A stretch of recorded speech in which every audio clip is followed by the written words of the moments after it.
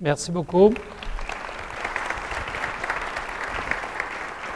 Merci, Mme Laverdière. Merci à Mme Saint-Hilaire et son équipe pour l'organisation de cette soirée, pour me donner l'occasion de parler d'un problème sur lequel je travaille depuis plus de 25 ans. Donc, comme Mme Laverdière l'a mentionné, je pense que ça touche beaucoup de gens, les troubles du sommeil, à un moment ou l'autre de notre vie, où on prend souvent le sommeil pour acquis jusqu'au moment où on a un problème. Donc, ce que je me propose de faire ce soir, c'est de passer en survol, de faire un survol des notions de base sur le sommeil normal. Avant de parler de problèmes de sommeil, il faut bien savoir de quoi est fait une nuit typique de sommeil chez une personne qui n'a pas de problème. Par la suite, je vais parler de besoins de sommeil et des conséquences du manque de sommeil. On va essayer de faire une distinction. Il y a des gens qui accumulent une dette de sommeil parce qu'ils sont privés de sommeil, non pas à cause de l'insomnie, mais pour d'autres raisons. Trop d'obligations professionnelles, obligations familiales, en quelque sorte, ils brûlent la chandelle par les deux bouts et ils n'accordent jamais la priorité au sommeil qu'ils devraient accorder. Et il y a d'autres personnes qui développent de l'insomnie. Donc, de l'insomnie, c'est d'avoir de la difficulté à dormir en dépit de l'opportunité qui soit présente. Donc, on va essayer de distinguer ça. Je vais aussi faire quelques liens entre sommeil et santé, santé physique, santé mentale. C'est tellement intimement lié dans les deux sens.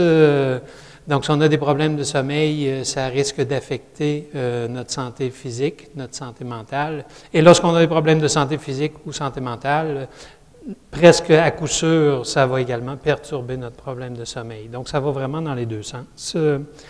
Puis après ça, je vais enchaîner plus spécifiquement avec l'insomnie.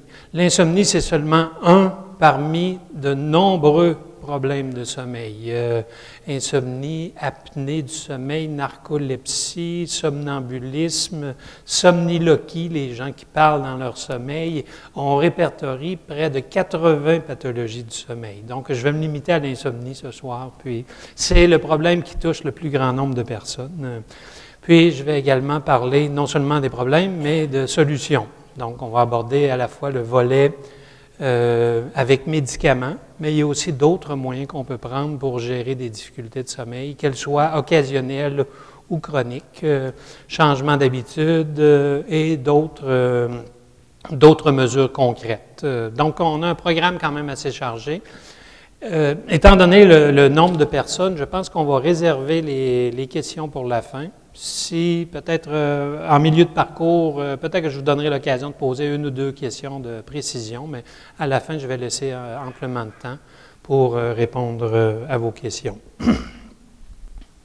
Donc, on peut se poser la question pourquoi le sommeil est important. Je pense que le seul fait de dire qu'on passe près du tiers de notre vie à dormir, bien, ça doit avoir une certaine importance. Mais il est clair que le sommeil joue un rôle vital pour la santé psychologique et santé physique.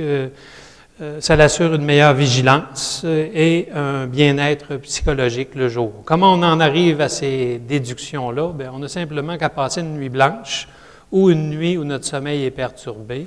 Et déjà le lendemain, on ressent une fatigue intense, de la somnolence, baisse de vigilance, baisse d'énergie, problème d'humeur. Donc, c'est de cette façon-là qu'on en vient à déduire un peu l'importance du sommeil. Et non seulement du sommeil en général, mais on verra que chaque type de sommeil est associé à des fonctions particulières. Puis au niveau de la santé physique, bien, le sommeil, on le sait très bien, ça augmente nos résistances contre certaines maladies et c'est même associé à une plus longue espérance de vie, surtout lorsqu'on est dans le milieu. Les très courts dormeurs ou très longs dormeurs ont peut-être une moins bonne espérance de vie que ceux qui se situent un peu dans la moyenne. Mais il faut faire attention de conclure trop rapidement que c'est seulement la durée du sommeil, parce que souvent les petits dormeurs et les longs dormeurs sont aussi des personnes qui ont plus de problèmes de santé physique. Donc, il y a plusieurs liens à faire ici. Alors, ici, ce qu'on a à l'écran, c'est ce qu'on appelle un histogramme du sommeil, mais essentiellement, ça Ça illustre les différents stades de sommeil à travers lesquels on passe au cours de la nuit. Donc, il y a 5 stades de sommeil. Puis, pour bien comprendre cette illustration-là, je vous inviterai à porter votre attention ici. Donc, on a la période d'éveil. Puis, à mesure qu'on suit le petit escalier, ici, on descend dans les profondeurs du sommeil. Donc, et ici, on a les heures de la nuit. Donc, cette personne-là prend quoi? Peut-être 15-20 minutes avant de trouver le sommeil. Puis, elle va passer par un stade de sommeil très léger, le stade 1, qui fait la transition entre l'éveil et un sommeil un petit peu plus profond, qu'on définit par un stade 2. Donc, on va faire un petit bout en stade 2, peut-être un autre 20-25 minutes. Et après ça, on entre dans les stades de sommeil les plus profonds, stade 3 et stade 4. Lorsque ça fait à peu près 1 heure qu'on dort, là, on est vraiment dans notre sommeil le plus profond. Et là, c'est probable que si le téléphone se fait entendre, qu'on aura besoin de plus d'une sonnerie pour nous sortir de ce sommeil profond-là. Alors que si on avait le même appel téléphonique, lorsqu'on est en stade 1, on sort du sommeil presque immédiatement. D'ailleurs, même lorsqu'on est en stade 1, lorsque les ondes du cerveau nous indiquent qu'une personne est en stade 1, il y a beaucoup de personnes qui, subjectivement, vont rapporter être éveillées. Donc, il y a beaucoup de choses qui sont un peu paradoxales. On a une tendance naturelle à surestimer le temps que ça prend pour s'endormir et à sous-estimer le temps qu'on dort. Ça, c'est vrai pour tout le monde, pas juste pour les insomniaques, mais c'est peut-être plus marqué chez les insomniaques. Mais il y a des discordances, des fois, que les gens peuvent percevoir être éveillés alors qu'ils dorment. Mais ce n'est pas nécessairement un sommeil de qualité. Mais si je reviens à mon illustration ici, donc, après 1h15, 1h30 de sommeil, on remonte graduellement la surface en 3, en 2, et ici, le petit rectangle rouge, c'est le premier épisode de sommeil paradoxal. Pourquoi on met ça au niveau REM? C'est de l'anglais « Rapid Eye Movements ». Pendant ce type de sommeil-là, on a des mouvements oculaires rapides.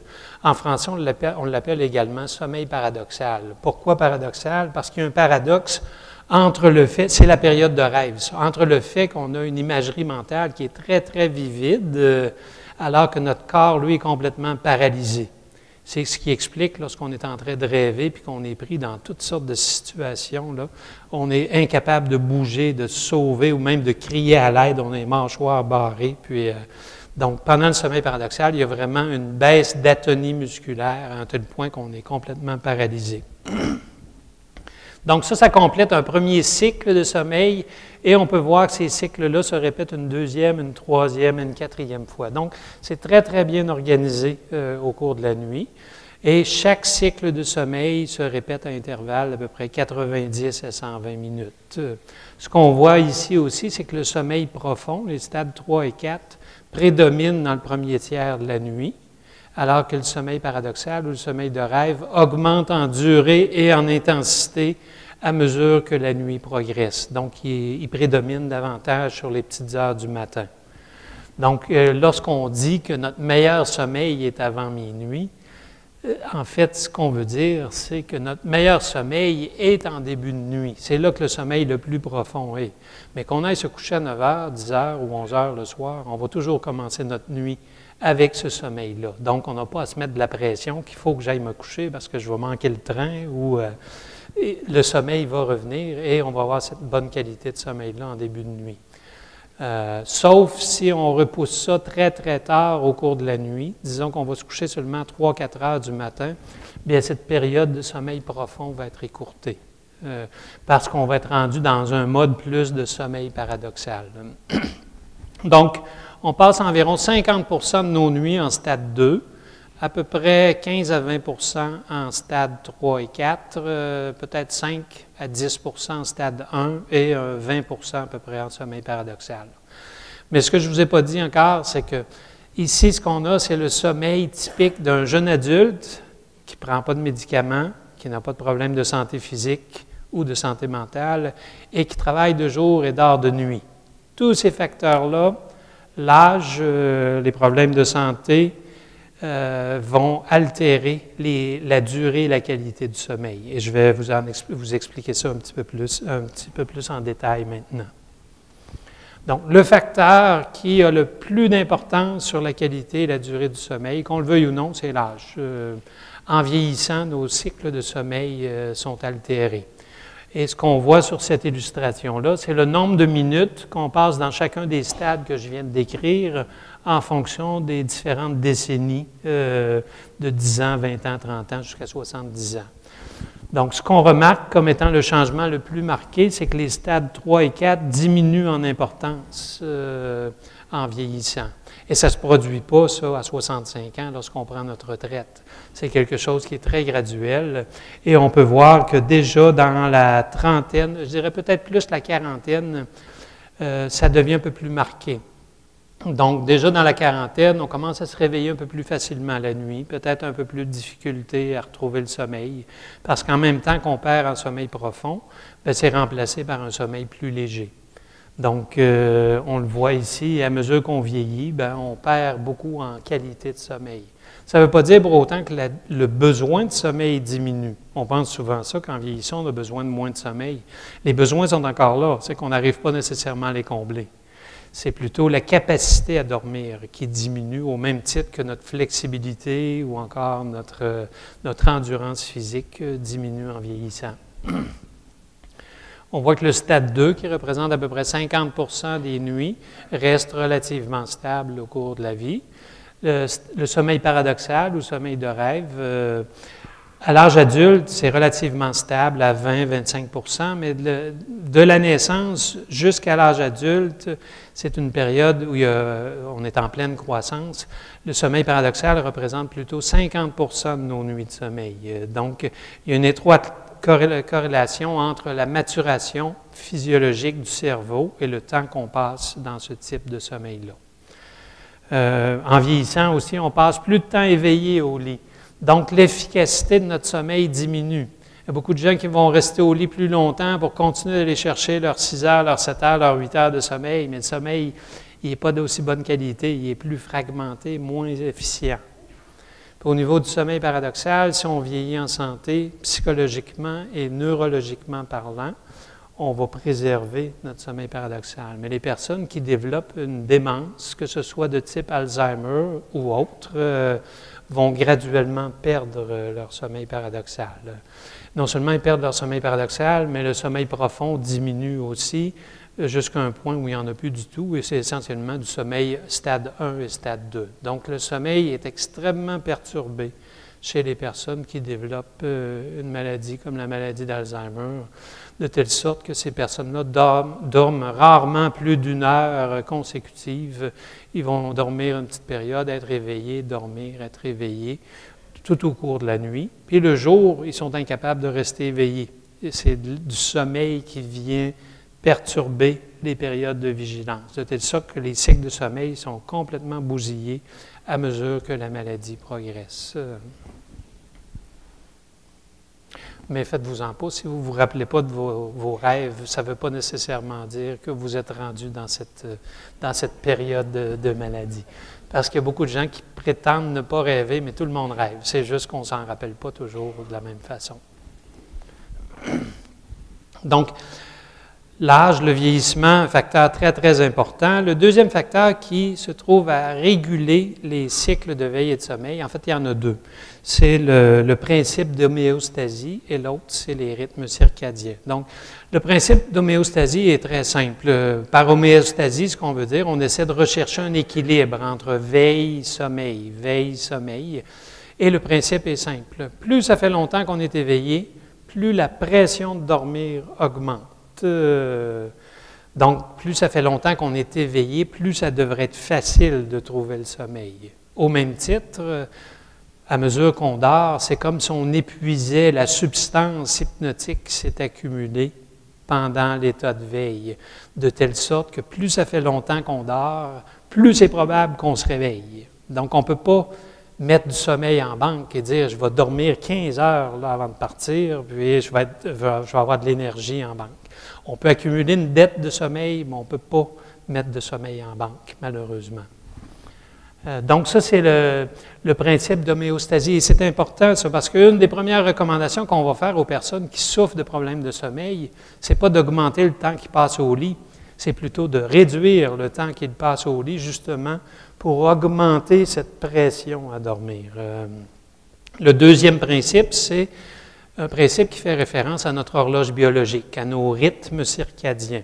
À quelque part dans le cerveau, il y a une petite structure qui capte la lumière du jour et cette lumière-là vient synchroniser nos horaires de veille et de sommeil. Et ça fait en sorte que la propensité à dormir est plus forte la nuit que le jour. La propensité à entrer en sommeil profond est plus forte en début de nuit, alors que le sommeil paradoxal, c'est plus fort vers la fin de la nuit. Donc ça, c'est très important. Et nous, les humains, on est fait pour dormir de nuit et être éveillés de jour. Dès le moment où on essaie d'aller à l'encontre de Mère Nature, bien, on risque d'avoir des problèmes. Et les travailleurs de nuit le savent très bien, parce que même si à 20 ans, ça peut être facile de dormir à n'importe quel moment de la journée ou de la nuit, à mesure qu'on accumule des années de travail de nuit et qu'on essaie de dormir de jour, ça devient de plus en plus difficile.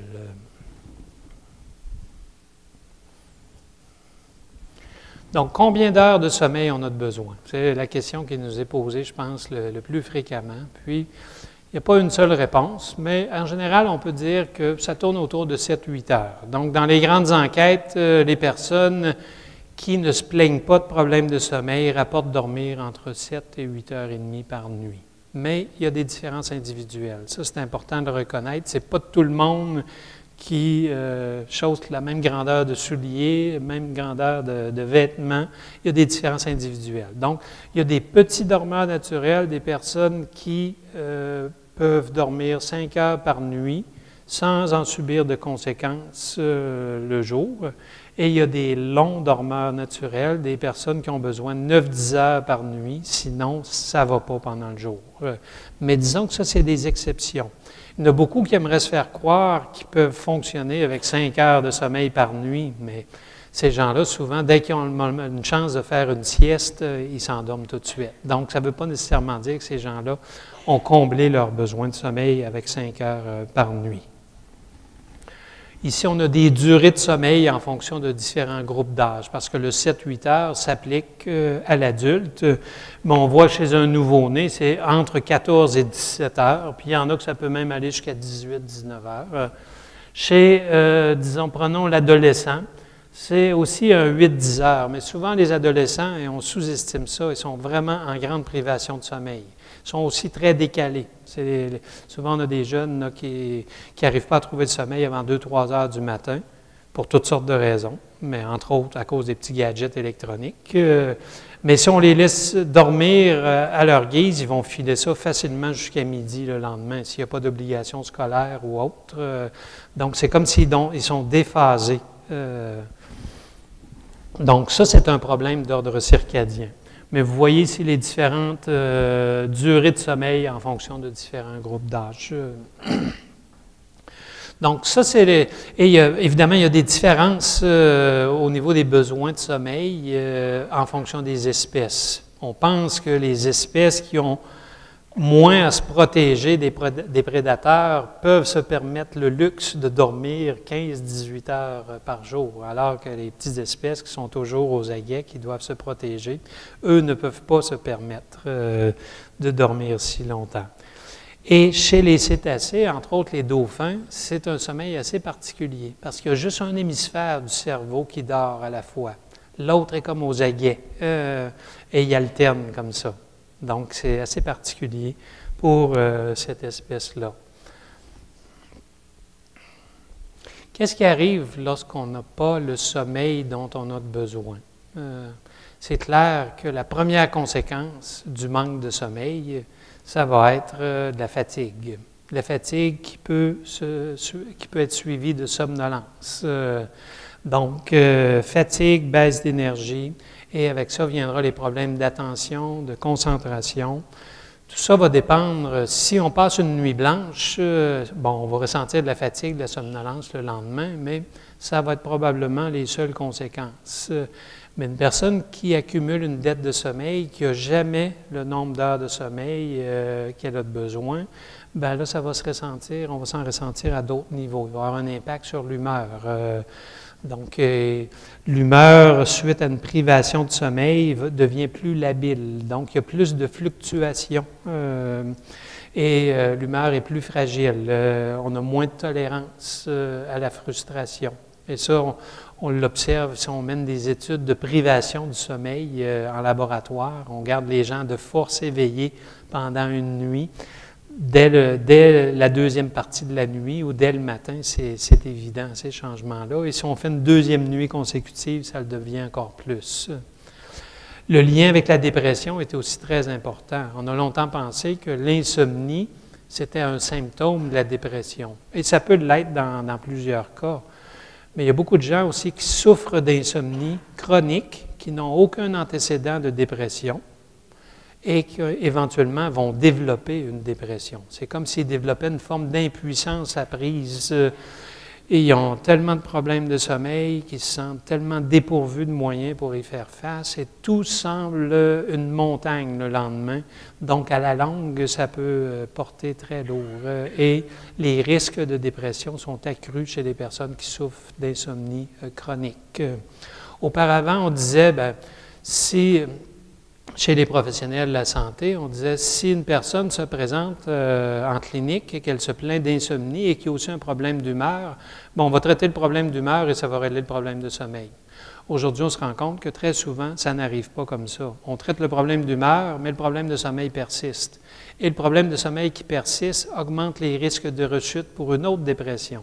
Donc, ce qu'on recommande aujourd'hui, si une personne souffre à la fois d'insomnie et de dépression, c'est de traiter les deux problèmes de front. Donc ça, c'est avec la santé mentale, mais il y a aussi des liens importants avec la santé physique. Il y a plusieurs études longitudinales qui ont démontré que les personnes qui dorment peu, surtout une association qui a surtout été observée chez les adolescents, les personnes qui dorment peu sont plus à risque de faire de l'embonpoint. Pendant le sommeil, on sécrète certaines hormones, entre autres des hormones qui vont contrôler l'appétit. Si on ne dort pas beaucoup, ça ne veut pas nécessairement dire de l'insomnie ici, mais les gens qui dorment peu, on sécrète moins de cette hormone-là et on va manger davantage. On pourrait dire, on a plus de temps pour manger si on dort moins, mais il y a un mécanisme biologique qui est derrière ça aussi. Donc, il y a un lien entre manque de sommeil et obésité, et il y a aussi un lien entre manque de sommeil, insomnie et hypertension. Donc, il y a vraiment, je dirais qu'au cours des 20 dernières années, la recherche a fait d'énormes progrès pour documenter, d'une part, l'importance du sommeil, mais aussi les liens possibles avec la santé physique et la santé mentale. Puis, on parle de santé, mais il y a un lien important entre le sommeil ou le manque de sommeil et la sécurité publique. Vous savez que la fatigue, qui est souvent causée par un manque de sommeil, c'est la troisième cause d'accident sur les routes. Après la vitesse et l'alcool, c'est la fatigue. C'est pas pour rien que la SAAC a maintenant des campagnes publicitaires pour sensibiliser la population à l'importance du sommeil et à l'importance de prendre des moyens pour contrer la fatigue au volant, de ne pas prendre ça à la légère. Aux États-Unis, d'ailleurs, il y a un État, le New Jersey, qui a voté une loi qui permet à une personne qui serait impliquée, qui serait victime d'un chauffeur qui a pris le volant suite à une privation de sommeil et qui a causé des lésions ou un décès, cette personne-là peut se faire poursuivre en cour criminelle pour négligence en lien avec le sommeil. Même s'il n'y a aucun alcool, aucune vitesse d'impliquer, c'est possible maintenant aux États-Unis d'avoir des recours judiciaires contre ces personnes-là. On n'en est pas là encore au Québec ou au Canada, mais ça nous dit le chemin que ça fait aujourd'hui en termes de sensibilisation. On a besoin de sensibiliser la population. Ici, sur cette illustration-là, on voit le lien entre la durée d'éveil et la performance cognitive à une tâche. Imaginez qu'on vous demande, vous êtes assis devant un ordinateur, puis on vous demande à chaque fois que la lettre A suivie de la lettre C apparaît à l'écran, vous devez presser une clé particulière. On mesure votre vitesse de réaction. Bien, ici, ce qu'on a démontré, c'est que quand ça fait jusqu'à 18-20 heures qu'on est éveillé, donc si vous êtes levé à 6 heures ce matin jusqu'à minuit, 1 heure, 2 heures ce soir, vous arriveriez quand même à bien performer à cette tâche-là. Mais après 21 heures d'éveil consécutif, la performance diminue drastiquement, à tel point qu'après 21 heures d'éveil, on estime que la performance est équivalente à celle d'une personne qui a un taux d'alcool de 0,08. Donc encore là, une personne qui prend le volant en plein milieu de la nuit, ça fait 24 heures qu'elle est éveillée, c'est risqué. C'est risqué pour elle, mais c'est risqué pour les autres aussi. Aux États-Unis, on a également documenté les risques, pas les risques, mais les taux, la fréquence des accidents en fonction de différents moments de la journée. Et on peut voir, et c'était chez des camionneurs, ça, mais on voit ici que la fréquence des accidents est beaucoup plus élevée entre 1h et 4h du matin, une période pourtant où la circulation est beaucoup moins dense qu'aux autres périodes de la journée. Donc, il y a un lien entre ce creux circadien-là et les risques d'accidents sur les routes.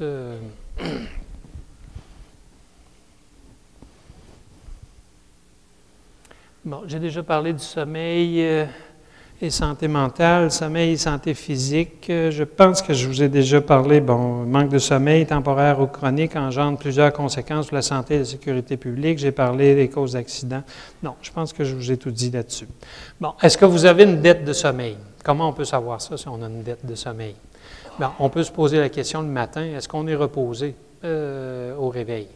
Il faut faire attention. Ce n'est pas en ouvrant les yeux qu'on doit tout de suite se poser cette question-là, parce qu'il n'y a pas beaucoup de personnes qui sont fraîches et dispo tout de suite en ouvrant les yeux le matin. Il faut se donner un petit peu de temps, mais on est en mesure de déterminer si on a suffisamment de sommeil par notre niveau de vigilance et d'énergie pendant le jour. Donc, si en général vous dormez moins de 6 heures par nuit, vous n'êtes jamais reposé au lever, et que vous devez constamment combattre le sommeil, ça peut être des indicateurs, ça, que vous avez accumulé une dette de sommeil. Et si votre manque de sommeil perturbe votre énergie, votre performance, votre humeur, et que vous rêvez constamment de faire la sieste, probablement que vous êtes en manque de sommeil.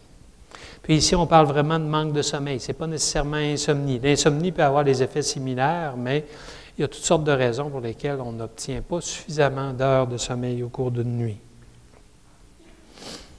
Qu'est-ce qu'il en est de la sieste? Bien, c'est certain que lorsqu'on est en manque de sommeil, le meilleur remède pour ça, bien, c'est le sommeil. Donc, si on est en manque de sommeil, la sieste peut être extrêmement bénéfique. Une petite sieste de 30 à 40 minutes va améliorer l'attention, la vigilance, le rendement au cours des heures subséquentes. Ça, c'est à coup sûr. Mais par contre, il faut faire attention. Je dis une petite sieste de 30 à 40 minutes. Si on dort 1 heure, 1 heure et demie, 2 heures, ça va être très difficile de sortir de cet état-là. Parce que rappelez-vous, la toute première diapositive, on entre en sommeil profond à peu près après 30, 40, 50 minutes. Donc, si vous faites une très longue sieste, vous allez avoir de la difficulté à en sortir. Vous allez faire l'expérience probablement de ce qu'on appelle une forme d'ivresse du sommeil ou d'inertie du sommeil. Donc, ça devient très difficile, après une longue sieste, de reprendre nos activités normalement. Donc, pour une dette importante de sommeil, c'est important aussi de prévoir des moments de sieste, peut-être de plus longue durée. Si vous prenez la route, que vous êtes somnolent au volant, on n'hésite pas, on va se ranger, puis dans une aire de repos, et on fait la sieste. Pour ce qui est des insomniaques, on y reviendra tout à l'heure, mais on déconseille la sieste.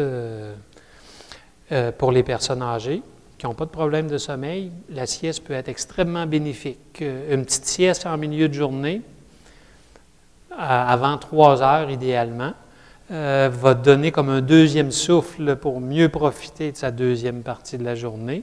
Et non seulement ça, en vieillissant, on a tendance à vouloir se coucher un peu plus tôt. Et naturellement, si on se couche plus tôt, on va se réveiller plus tôt le lendemain matin. Donc, si on ferait une petite sieste en milieu de journée, ce n'est pas tout le monde qui peut se le permettre, mais si c'est possible, ça va nous permettre de mieux profiter de notre deuxième partie de journée, mais aussi ça va nous aider à reporter l'heure de coucher.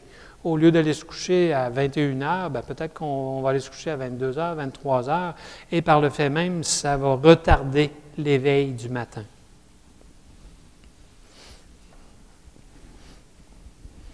OK, donc ça complète le premier volet sur, je dirais, les notions de base du sommeil, les conséquences du manque de sommeil et le lien entre santé physique, santé mentale et sommeil.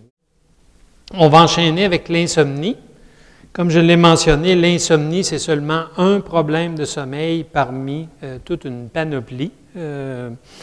Et l'insomnie peut se manifester de différentes façons. Ça peut impliquer des difficultés à initier le sommeil en début de nuit, ou encore une personne n'a aucun problème à initier le sommeil, mais elle dort pendant 1 heure puis elle se réveille. Elle se réveille, elle se rendort, elle se réveille, elle se rendort, ou elle se réveille juste une fois, mais c'est un réveil qui est prolongé, 1 heure, 2 heures. Ou il y a d'autres personnes qui n'ont aucun problème à initier le sommeil, ils vont se coucher à 11 heures, puis ils s'endorment à l'intérieur de 5 minutes, puis ils peuvent filer ça pendant 4 heures, 4 heures et demie. Mais après ça, ils se réveillent, ils sont incapables de se rendormir. Donc ici, on parle de réveil précoce ou de réveil prématuré le matin. Donc ça, c'est les 3 principales manifestations de l'insomnie et une forme d'insomnie n'exclut pas l'autre. On trouve davantage de problèmes d'endormissement initial chez les plus jeunes et des problèmes de maintien du sommeil ou de réveil précoce le matin chez les plus âgés. On va associer davantage les problèmes d'endormissement initial avec l'anxiété et peut-être un peu plus les réveils précoces le matin avec une humeur dépressive, mais il faut faire attention, ce n'est pas toujours le cas. Il y a bien des gens qui se réveillent à 4 heures du matin puis qui n'ont pas d'idées noires, ils sont juste réveillés puis c'est plate, mais ils ne peuvent pas se rendormir. Il y en a d'autres, par contre, qu'à 4 heures du matin, ils sont prêts à commencer leur journée, puis il peut y avoir aussi de l'anxiété à ce moment-là. Et d'autres qui vont broyer du noir. Donc, ça peut nous amener sur différentes pistes, mais disons que ça, c'est les 3 manifestations typiques d'insomnie. Mais il faut faire attention, l'insomnie, ce n'est pas simplement un problème nocturne. Pour parler d'insomnie, il faut qu'il y ait des symptômes la nuit, mais il faut aussi qu'il y ait des répercussions le jour. Donc, habituellement, on parle d'insomnie comme étant un problème sur 24 heures. Non seulement on a des difficultés à initier le sommeil ou à maintenir le sommeil, mais on en ressent les conséquences le lendemain. Fatigue, baisse d'énergie, humeur plus irritable, problèmes d'attention, de concentration. Et souvent, c'est ces problèmes diurnes-là qui amènent les gens à consulter pour leur insomnie. Ce n'est pas le fait que ça leur prend 1 heure à s'endormir ou qu'ils sont réveillés pour 1 heure dans le milieu de la nuit. C'est plus lorsqu'ils en ressentent les conséquences le lendemain. Donc, ça prend ces 2 composantes-là pour parler d'un trouble d'insomnie. Et à partir de quel moment on parle de difficulté à s'endormir? Est-ce que c'est parce que ma conjointe s'endort en 5 minutes, puis moi, ça en prend 20, que je devrais me plaindre d'insomnie? Pas nécessairement. Il y a des critères qu'on utilise, c'est un peu arbitraire, mais on va parler de problèmes d'endormissement si systématiquement ça prend plus de 30 minutes à trouver le sommeil, après qu'on ait éteint les lumières. Même chose pour l'insomnie de maintien. Si on est réveillé, on va à la toilette, on revient, on se rendort en 10 minutes, on ne parle pas d'un problème d'insomnie. Mais si on est réveillé pour plus de 30, 40 minutes, là, on va commencer à parler d'insomnie. Mais encore là, il faut faire attention. Je suis convaincu que dans la salle, ici, il y a beaucoup de personnes, surtout peut-être des personnes âgées, qui se réveillent dans le milieu de la nuit, qui sont réveillées pour 45 minutes, puis ça ne les dérange pas plus que ça le lendemain. Ils vivent avec, puis ils ne se préoccupent pas de ce problème-là. Dès le moment où on commence à vivre de la détresse, à s'en préoccuper trop, puis à se préoccuper du fait qu'on n'arrivera pas à fonctionner le lendemain, là, c'est là qu'on se met dans une situation pour développer de la vraie insomnie. C'est à ce moment-là qu'on va parler d'anxiété de performance. On a tellement peur de ne pas dormir, on a tellement peur des conséquences que ça va faire boule de neige et là, on va vraiment développer de l'insomnie chronique. Donc, on revient à la définition ici, 3 types d'insomnie. On utilise à peu près le 30 minutes.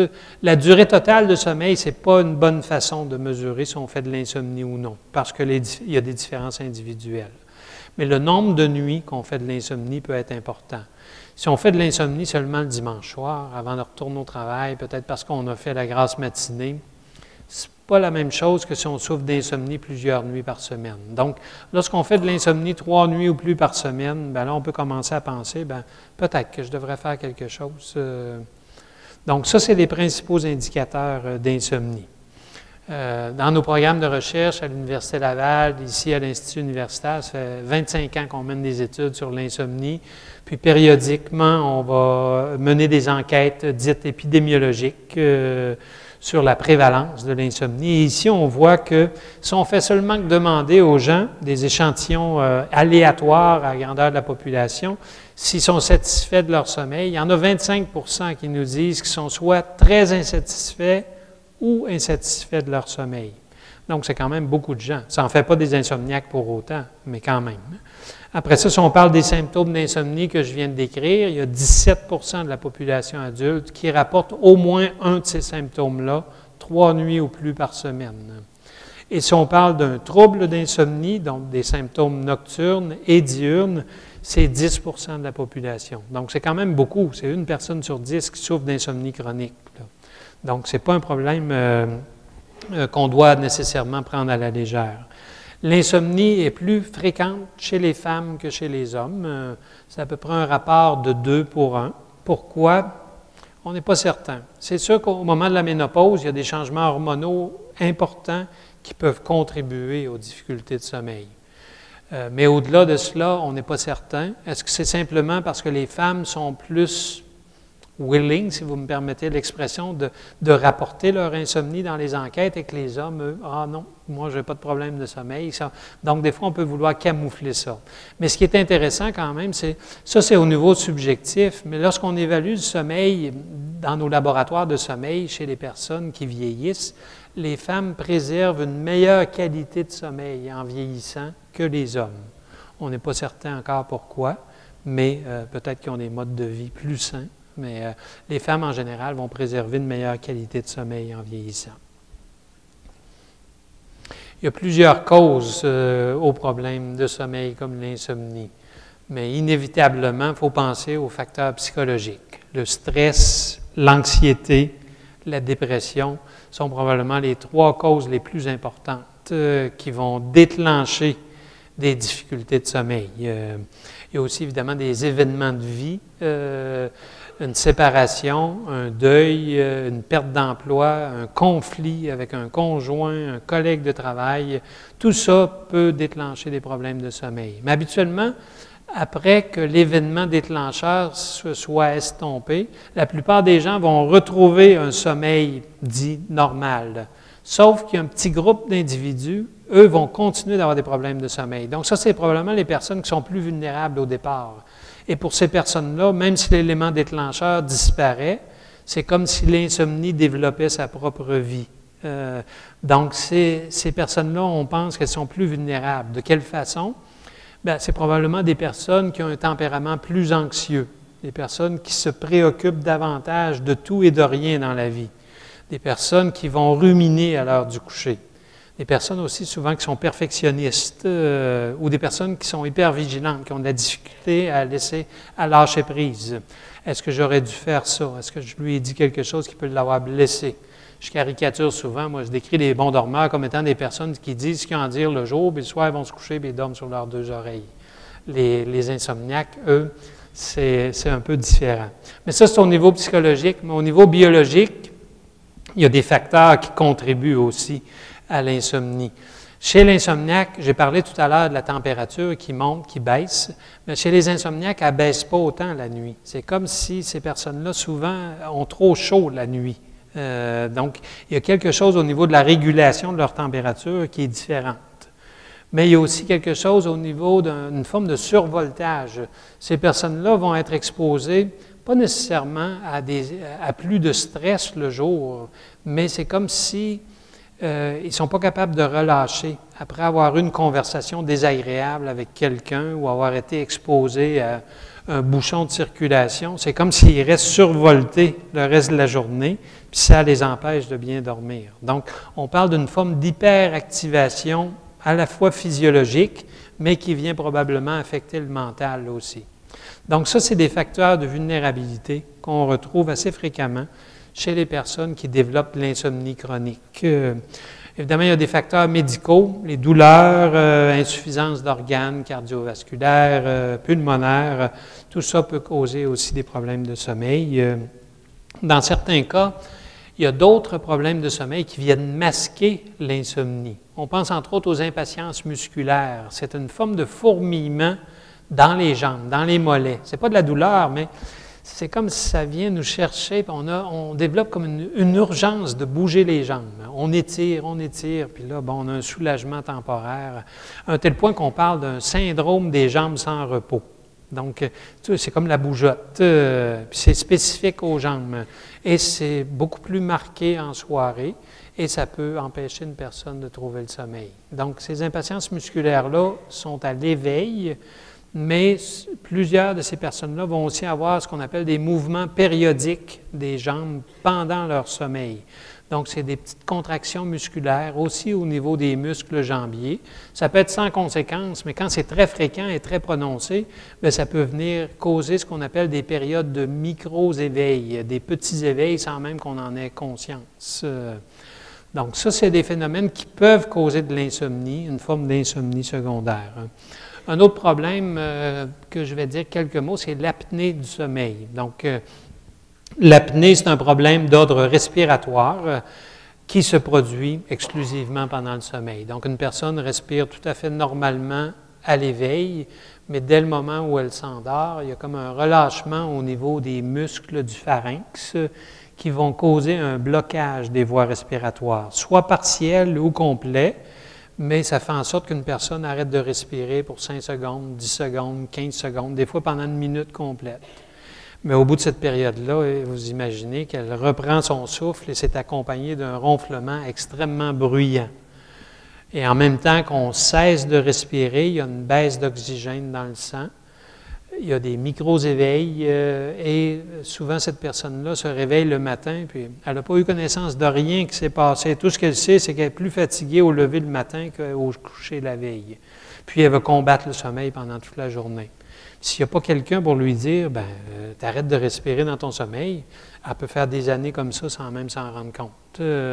Donc souvent, c'est un conjoint, ou plus fréquemment, une conjointe qui va observer les périodes d'apnée chez le mari, chez le conjoint. Parce que si l'insomnie est plus fréquente chez les femmes, l'apnée du sommeil est plus fréquente chez les hommes. Du moins avant la cinquantaine, avant la ménopause. La femme est comme protégée par certaines hormones contre ce problème-là, mais pas toujours. Les facteurs de risque, l'embonpoint, c'est clair que c'est un problème. Il y a certaines malformations aussi au niveau du nez, au niveau des voies respiratoires qui peuvent contribuer à ce problème-là. Mais je dirais que l'embonpoint, c'est un des principaux facteurs de risque. Puis il ne faut pas prendre ça à la légère parce qu'à chaque fois qu'on cesse de respirer, ça fait travailler notre cœur beaucoup plus fort, puis il y a des risques cardiovasculaires associés à l'apnée. La plupart du temps, ces gens-là vont avoir des problèmes de somnolence excessive le jour plutôt que d'insomnie, mais ça peut aussi engendrer des problèmes d'insomnie. Donc, il faut être à l'affût de ce type de problème-là. Et il y a des cliniques. Il n'y a pas toujours des cliniques pour l'insomnie, mais pour ce qui est de l'apnée, il y a des cliniques qui vont évaluer et traiter ce problème-là. Donc, j'ai parlé tout à l'heure des facteurs de vulnérabilité. Maintenant, on va passer aux solutions. Qu'est-ce qu'on peut faire lorsqu'on a un problème d'insomnie? Est-ce qu'il y a autre chose que de compter des moutons qu'on peut faire pour induire le sommeil? Donc, il y a différentes options. Il y a les options pharmacologiques. Ici, on parle de somnifères, les hypnotiques qui sont prescrits par le médecin.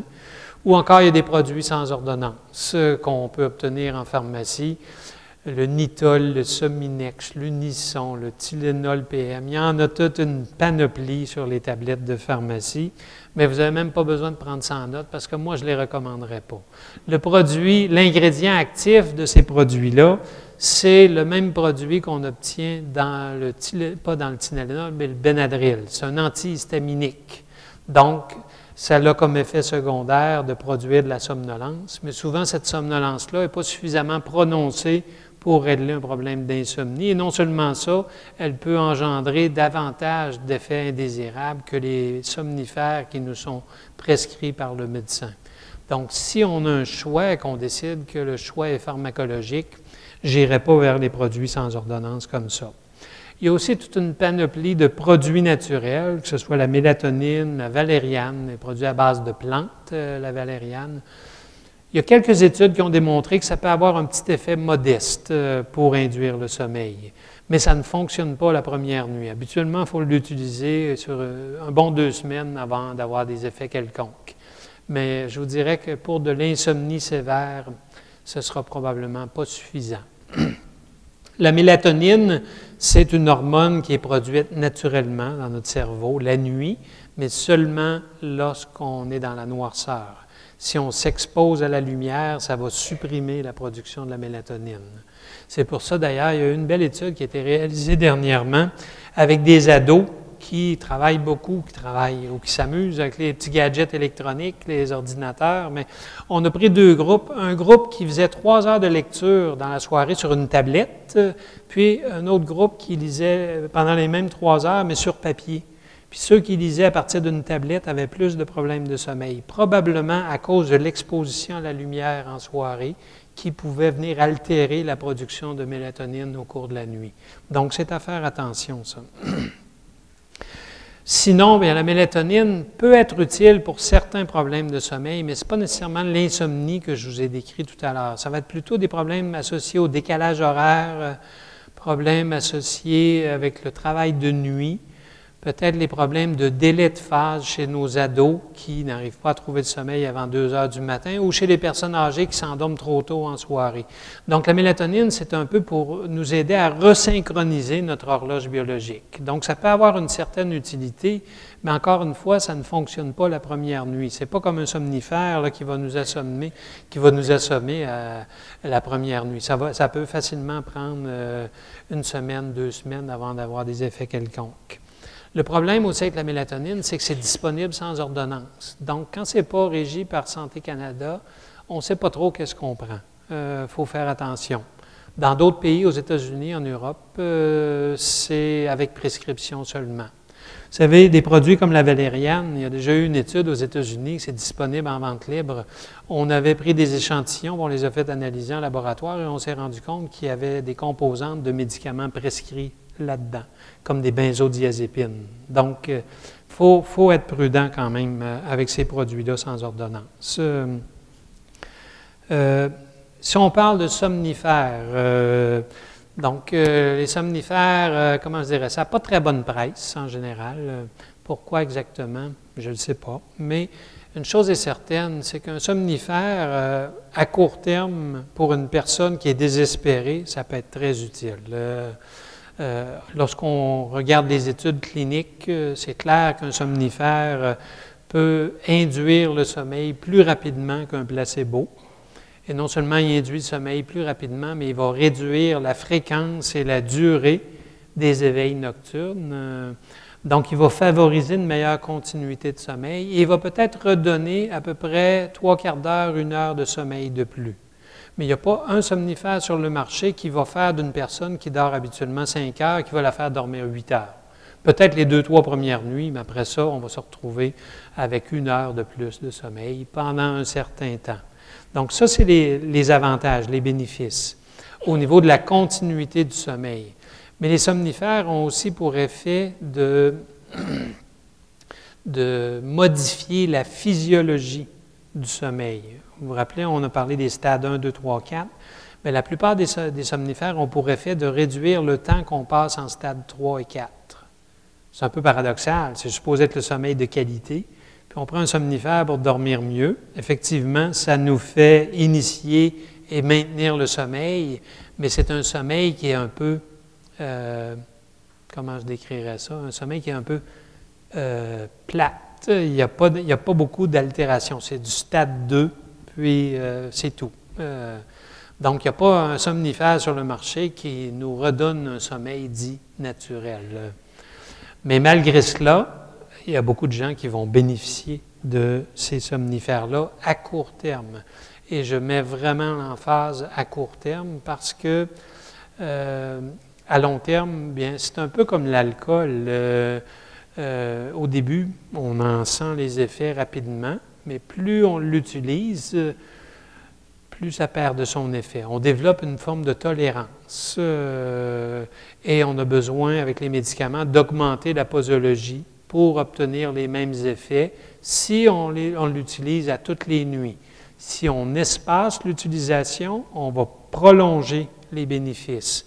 Mais une personne qui utilise ces médicaments-là à toutes les nuits, c'est certain que tôt ou tard, ça va perdre de son effet. Bon, vous allez dire, mais il y en a que ça fait 10 ans qu'ils prennent un petit activant à toutes les nuits. C'est vrai. Mais lorsqu'on évalue le sommeil de ces gens-là dans nos laboratoires, on se rend compte que leur sommeil est aussi perturbé que les gens qui n'utilisent pas de médicaments. Le problème, c'est qu'il y a des médicaments qui affectent la mémoire. On va se coucher, on prend un médicament, on se réveille dans le milieu de la nuit, on ne s'en rappelle pas le lendemain matin. Parce qu'on a pris le médicament qui a produit ce qu'on appelle une amnésie antérograde. Ça, c'est surtout vrai avec les benzodiazépines. Donc, c'est le Dalman, c'est le Mogadon, c'est le Restoril, et ainsi de suite. Les nouvelles molécules, comme l'Imovan, le Sublinox, le Cylonor, ont moins de ces effets-là et ont aussi moins d'effets sur la physiologie du sommeil. Donc, il faut poser des questions. Quand on va voir notre médecin qui nous propose une médication, bien, il faut s'informer des impacts de la médication en question sur le sommeil, mais aussi des effets indésirables. C'est sûr qu'il y a toujours une crainte, est-ce que je vais devenir dépendant de cette médication-là? Bien, la dépendance aujourd'hui est beaucoup moins prononcée qu'avec des médicaments il y a 20 ans, 25 ans, quand on utilisait ce qu'on appelait les barbiturites, le phénobarbital, le sécobarbital. Ces médicaments-là, c'était vraiment difficile à s'en défaire. Je pense qu'aujourd'hui, on a vraiment de meilleurs médicaments, mais il faut quand même voir ça comme étant une bouée de secours. Et moi, je ne suis certainement pas ici pour faire la promotion de la médication. Je suis psychologue de formation. Et ce qu'on essaie de promulguer, nous, c'est vraiment des approches non pharmacologiques. Mais il faut aussi reconnaître qu'il y a des personnes qui en ont besoin. Il y a des situations ponctuelles qui font qu'on a peut-être besoin d'un somnifère pour passer à travers une période difficile. Donc, il ne faut pas condamner cette utilisation-là. Et il y a beaucoup de personnes qui se sentent très coupables de prendre des somnifères. Mais dans un monde idéal, on n'en prendrait pas de médicaments, mais il y a des situations qui font qu'on en a besoin, au même titre qu'on peut avoir besoin d'une médication pour contrôler l'hypertension, le diabète, la dépression. Alors, il faut faire attention. Mais il faut quand même voir ça comme une bouée de secours. Qu'est-ce qu'on peut faire d'autre que de prendre des médicaments? Bien, il y a plein d'autres choses qu'on peut faire. Et au niveau du changement des habitudes, bien, je pense que c'est très important de regarder ça, surtout lorsqu'on a une insomnie qui est relativement chronique. Donc, je l'ai mentionné plus tôt dans la conférence, la première chose qu'on devrait faire si on souffre d'insomnie, c'est de compresser notre fenêtre de sommeil. Au lieu de passer plus de temps au lit, on devrait en passer moins. Ça fait un peu paradoxal. Tu sais, lorsque les gens viennent nous consulter pour un problème de sommeil, on les retourne chez eux, puis on leur dit de passer moins de temps au lit.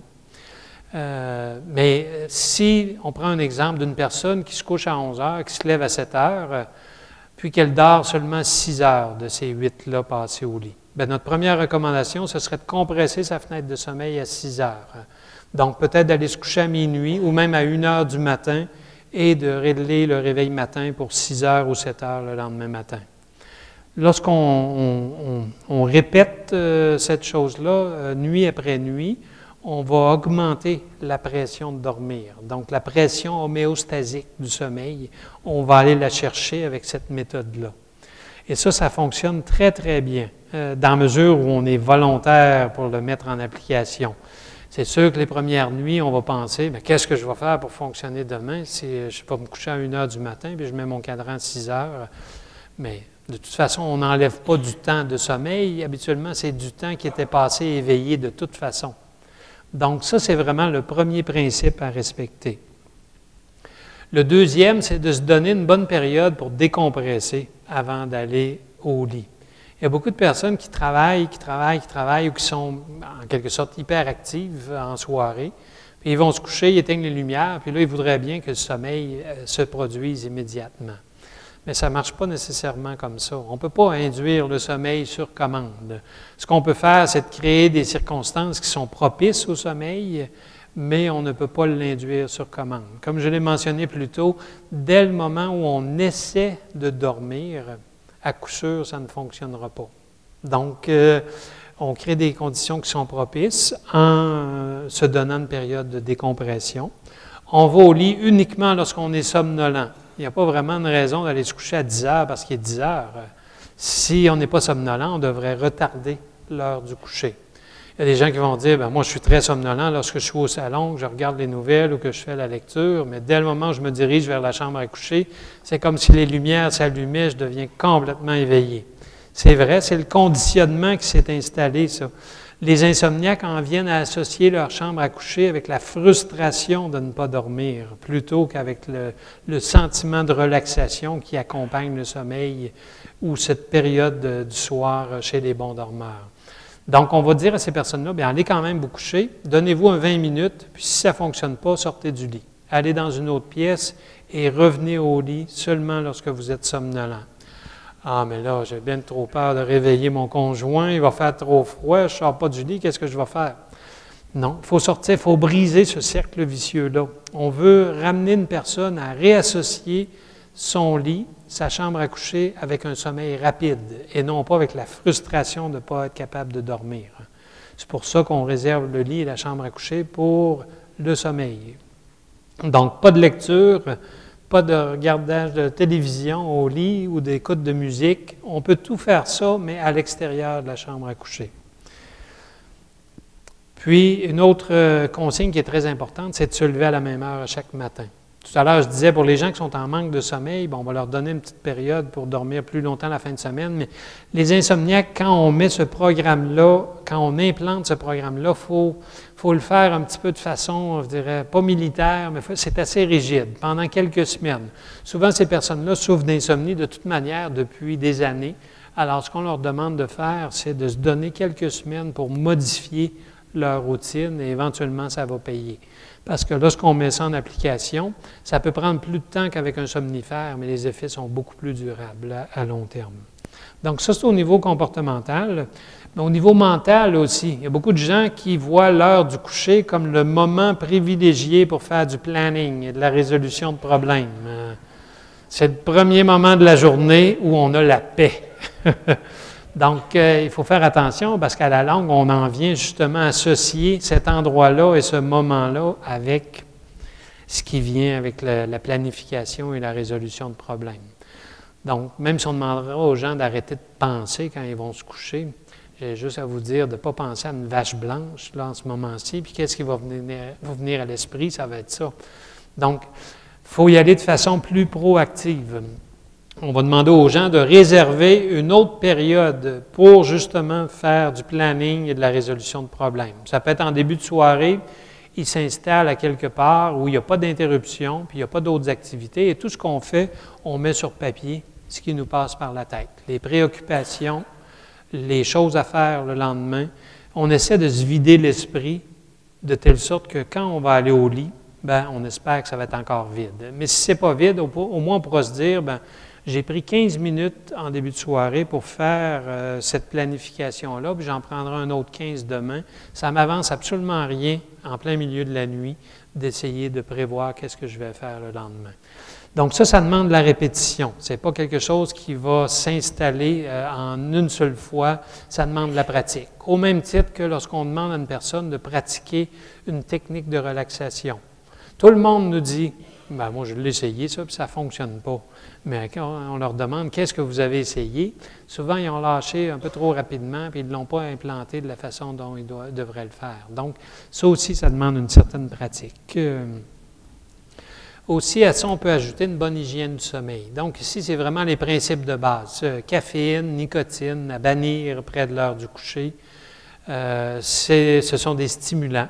Bien, on retrouve la caféine non seulement dans le café, mais dans le thé, dans le chocolat, dans les boissons énergisantes.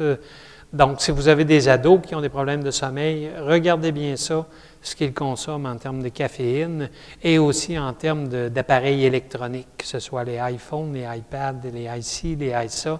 Tout ça a un effet de stimulation.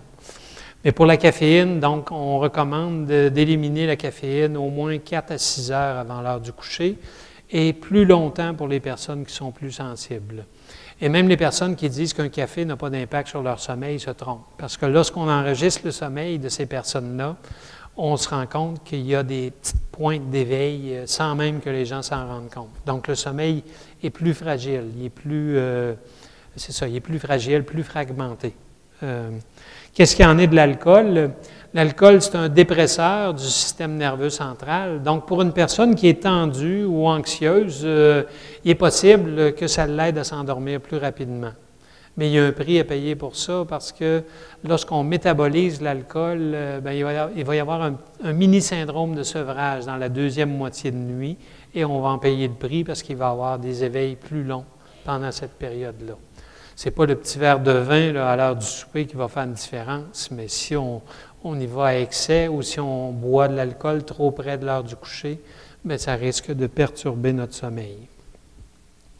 Qu'est-ce qu'il y en est de l'alimentation? Il n'y a pas de recette miracle. Il faut surtout éviter les aliments qui sont difficiles à digérer, qui produisent des gaz. Éviter les repas trop copieux près de l'heure du coucher, mais il n'y a pas une diète particulière qui va induire le sommeil. Ah, mais qu'est-ce qu'il y en est du fameux verre de lait chaud?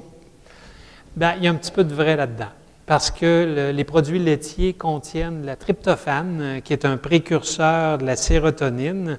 Sérotonine, c'est un neurotransmetteur qu'on a à plus grande concentration dans notre cerveau pendant le sommeil. Alors, peut-être que ça peut avoir un effet bénéfique, mais pour les insomniaques endurcis, ça va peut-être prendre le troupeau de vaches pas trop loin pour avoir un effet quelconque. Et au final, l'activité physique, c'est clair que s'entraîner régulièrement, de façon aérobique, c'est très bénéfique pour la santé physique, la santé mentale. Qu'est-ce qu'il y en est de son lien avec le sommeil? Si c'est trop près de l'heure du coucher, ça va avoir un effet stimulant et ça va perturber le sommeil. Si c'est trop tôt le matin, bien, on va en bénéficier parce qu'on va être énergisé, mais ça va avoir peu d'impact sur le sommeil. Donc, le meilleur moment pour en bénéficier, c'est en fin de journée ou en début de soirée. Et ce qui se produit, c'est lorsqu'on s'entraîne, il y a une hausse de la température corporelle et quelques heures plus tard, il va y avoir un effet de refroidissement, un effet de rebond. Et si on peut pairer ça avec l'heure où on va se coucher, bien, on va en bénéficier. Mais il y a une façon plus facile d'avoir les mêmes résultats, c'est avec un bon bain chaud. On prend un bain chaud en soirée et l'effet de refroidissement va être plus rapide. Donc, peut-être 2 à 3 heures avant l'heure de coucher. Et ça, il y a vraiment des études qui ont démontré, entre autres, chez les personnes âgées qui ont un peu moins de sommeil profond, qu'un bain chaud peut augmenter quelque peu la quantité de sommeil profond qui suit. Je ne vous dirais pas que c'est des effets qui vont être notables la première nuit, la deuxième nuit, mais souvent, ça peut faire partie aussi de notre rituel pour décompresser après une journée bien remplie. J'ai déjà parlé brièvement de relaxation. Il y a toutes sortes de techniques de relaxation musculaire, entraînement autogène, imagerie mentale, pleine conscience, hypnose, méditation. Peu importe la technique qu'on utilise, on prend celle qui nous convient, puis l'important, c'est de la mettre en pratique sur une base régulière à tous les jours pendant quelques semaines. Puis, on devrait la pratiquer pendant le jour et non pas à l'heure du coucher. Si on essaie de relaxer à l'heure du coucher, ça risque d'avoir un effet inverse parce qu'on va on va essayer d'induire le sommeil avec ça. Puis lorsqu'on enseigne des techniques de relaxation aux gens qui souffrent d'insomnie, on leur demande de le pratiquer à un autre moment de la journée où il n'y a pas d'interruption. Puis le seul but, c'est d'apprendre à relaxer. Ce n'est pas de s'endormir plus rapidement. Lorsqu'on induit cette demande-là, on induit en même temps de l'anxiété. Donc, on peut déplacer la technique de relaxation à l'heure du coucher ou en plein milieu de la nuit, mais seulement lorsqu'on maîtrise adéquatement la technique. Et il n'y a pas de méthode qui est meilleure que l'autre. On prend celle qui nous convient le mieux. C'est clair que pour plusieurs insomniaques qui ont un petit peu de difficulté à lâcher prise, qui sont hyper vigilants, l'auto-hypnose, ce n'est pas nécessairement la meilleure technique à utiliser. Et moi, personnellement, ce n'est pas la méthode que je recommanderais d'emblée pour l'insomnie. Je pense que le changement au niveau des habitudes, des horaires de sommeil, a beaucoup plus de bénéfices et plus rapidement que la relaxation. Et finalement, je pense que c'est important d'adopter des attitudes aussi, non seulement des changements d'habitude, mais il faut changer nos attitudes. Au niveau des attentes, on aimerait bien tous avoir 8 heures de sommeil par nuit, mais peut-être que ce n'est pas toujours possible, peut-être qu'on n'en a pas toujours de besoin. Et si on n'a pas besoin de 8 heures de sommeil, mais qu'on s'impose quelque chose, un standard qui n'est pas pour nous, bon, on va peut-être se créer un problème à la longue. Donc, c'est important de garder ça en tête. J'ai déjà mentionné qu'on ne devrait jamais essayer de dormir. Et non plus, je ne veux pas banaliser l'insomnie, mais il ne faut pas la dramatiser non plus. Souvent, quand on parle que l'insomnie, c'est un problème qui fait boule de neige, c'est parce que les gens deviennent tellement anxieux, ils ne dorment pas pendant 2-3 nuits, puis là, c'est comme s'ils ont horreur d'aller au lit, ils ont peur de ne pas être capables de dormir, ils ont peur de ne pas être capables d'aller travailler le lendemain, et ils se trouvent un petit peu à dramatiser la situation. C'est très désagréable, mais en même temps, c'est peut-être pas dangereux. Et c'est une façon de réapprivoiser notre sommeil, ça. Et il faut développer une certaine tolérance aussi aux effets de l'insomnie. C'est clair que ça produit des effets néfastes le lendemain, baisse d'énergie, fatigue et ainsi de suite. Des fois, il faut apprendre à vivre avec ça un petit peu pour reprendre le contrôle sur notre sommeil. Si on veut tout éliminer, on prend des congés de maladie parce qu'on ne dort pas bien, puis on a peur de ne pas être capable de fonctionner, ça fait seulement que de prolonger le problème. Donc, il y a d'autres interventions aussi, les techniques de luminothérapie. J'ai parlé de la mélatonine, les approches alternatives complémentaires. Peut-être sur la luminothérapie, c'est clair que les rythmes circadiens sont contrôlés par notre exposition à la lumière. Alors, il y a certains problèmes qu'on pourrait bénéficier d'une exposition à la lumière vive. Entre autres, chez une personne âgée qui n'arrive pas à rester éveillée, passer 8 heures le soir, il y a des boîtes de lumière qui se vendent avec une intensité très élevée. On pourrait s'exposer à ce genre de sources lumineuses-là pendant environ 20 à 30 minutes et ça va faire en sorte de retarder notre cycle de sommeil. Au même titre que chez l'ado qui n'arrive pas à trouver le sommeil avant 3 heures du matin, lui, si on peut le sortir du lit le matin, il faudrait qu'il s'expose à la lumière justement le matin pour ramener son cycle de sommeil un peu plus tôt. Donc, c'est des méthodes qui sont aussi disponibles, qui ont été quand même moins étudiées pour l'insomnie que les autres méthodes que j'ai mentionnées tout à l'heure. Donc, je pense que ça présente un portrait assez général des problèmes de sommeil, du sommeil, qu'est-ce qu'on peut faire. Il y a vraiment des moyens concrets qu'on peut mettre en place. Des fois, on a besoin d'un coach pour nous guider là-dedans. Il n'y a pas énormément de ressources, mais si vous êtes intéressé à participer à des recherches qui sont en cours ici, à notre centre d'études des troubles du sommeil, donc on a un volet ici à l'Institut, et un autre à l'Université Laval. Présentement, on est en recrutement pour des personnes qui ont des problèmes d'insomnie. On compare un traitement avec et sans médicaments pendant 6 semaines. Et si la personne en question ne répond pas au premier traitement, on a une deuxième option qui suit. Donc, si vous voulez avoir plus d'informations, il y a des personnes à la sortie qui pourront vous donner un petit pamphlet, puis vous pouvez téléphoner pour prendre de l'information là-dessus. J'ai aussi une de mes étudiantes au doctorat qui fait sa thèse de doctorat sur le lien entre stress et sommeil, et elle est encore en recrutement, autant des bons dormeurs que des personnes qui souffrent de difficultés de sommeil. Donc, on a plusieurs recherches en cours et en général, les personnes bénéficient, ils ne sont pas là seulement comme étant des cobayes, on leur offre un service clinique, c'est gratuit et habituellement, ils apprennent plein de choses sur leur sommeil. Là-dessus, je vais vous dire merci, mais je suis encore ici pour répondre à vos questions 10-15 minutes. Alors, on peut enchaîner avec les questions que vous avez sur les traitements. Merci.